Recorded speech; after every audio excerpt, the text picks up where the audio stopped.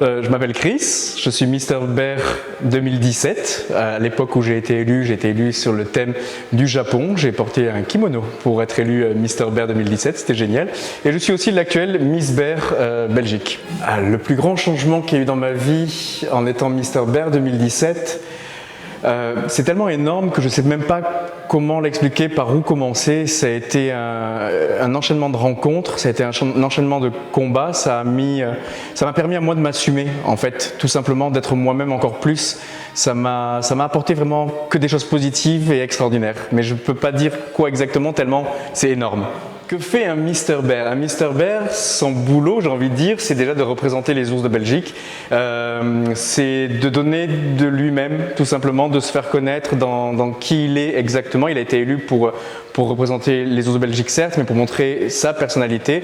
Il est là aussi pour créer une espèce d'union entre tous les Bears de Belgique et même au-delà, et représenter donc cette communauté même à l'européenne. Et on est là pour faire ce qu'on aime le mieux, c'est-à-dire rencontrer des gens, boire des verres ensemble, lutter pour des causes qui nous tiennent à cœur, tout simplement. Mon meilleur souvenir en tant que Mister Bear Belgique 2017, ça va être la dernière soirée, la toute dernière, la soirée où j'ai légué mon écharpe à mon successeur.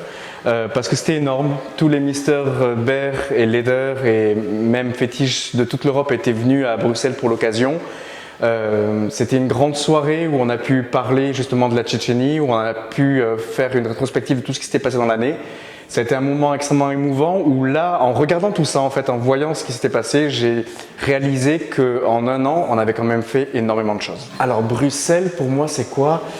C'est la ville la plus cosmopolite du monde, c'est une ville extraordinaire, c'est une ville où il ne fait pas souvent soleil, mais le soleil est dans le cœur des gens.